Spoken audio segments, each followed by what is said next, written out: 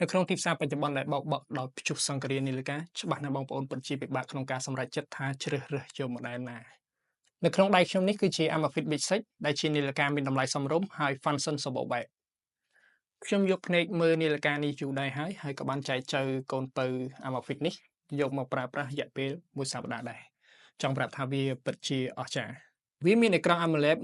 1.97 អ៊ីងកម្រិតពន្លឺរហូតដល់ 2000 nit សម្រាប់ជីវិតថ្មរបស់វាវិញយើងអាចប្រើបានរហូតដល់ 8 ថ្ងៃលើមុខងារជាប់ក៏ដូចជាស៊ូបាន 14 ថ្ងៃដោយបិទមុខងារ Always on Display វាមានអាវក្រោះការពារជម្រាបទឹក White ATM ដែលអាចការពារជម្រាបទឹករហូតដល់ 50 ម៉ែត្រទូខ្លួនសូនឡើងពី Alloy មានទម្ងន់ស្រាលនៅខៀនខាងស្ដាំនៃនាឡិកាមានបេតុងចំនួន2បេតុងខាងលើចុចសម្រាប់ចូលទៅកម្មវិធីហើយបេតុងខាងក្រោមគឺចុចសម្រាប់ចូលទៅកាន់មុខងារកីឡាប៉ុន្តែ Amazfit តែងតែញាត់បញ្ចូលយ៉ាងហាប់ណែនពាក់ព័ន្ធនឹងមុខងារសុខភាពហើយចំពោះ Amazfit Bip 6នេះវិញក៏មិនខុសពីបងវាដទៃទៀតដែរវាមានការតាមដានចង្វាក់បេះដូងអុកស៊ីសែនក្នុងឈាមវដ្តភាព stress ការតាមដានដំណេកនិងមុខងារកីឡារហូតដល់140ប្រភេទ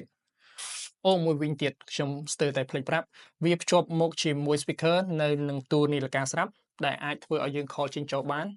ហើយវាក៏អាចមាននីតិសម្រាប់ផ្ទេរបទចម្រៀងពីទូរស័ព្ទមកនាឡិកាផងដែរអ្វីដែលកាន់តែពិសេសដែលគ្មាននាឡិកាដែលមានតម្លៃប្រហាក់ប្រហែលអាចធ្វើបាននោះគឺ offline mode មែនហើយ Amazfit Bip 6យើងអាចប្រើ offline mode ដោយមិនចាំបាច់មានអ៊ីនធឺណិតដោយវាប្រើប្រាស់ផ្កាយរណបចំនួន5ទូទាំងប្រទេសស្ដាប់មកដល់ត្រង់នេះវាស្ទើរតែមិនគួរឲ្យជឿដែលនាឡិកាតម្លៃកម្រិតថវិកាប៉ុណ្នេះមានសមត្ថភាព level pro បែបនេះជប់សិនយើងក៏ត្រូវទទួលស្គាល់ការពិតមួយដែរគឺ Amazfit Bip 6នេះមិនមានអក្សរខ្មែរទេវាក៏មិនមែនជារឿងដែលប្លែកដែរព្រោះថាបងរបស់វាតែមានតម្លៃថ្លៃក៏ដូចជា brand នាឡិកាដៃដទៃទៀតដែលមានតម្លៃខ្ពស់ក៏មិនមានអក្សរខ្មែរដូចគ្នាដែរ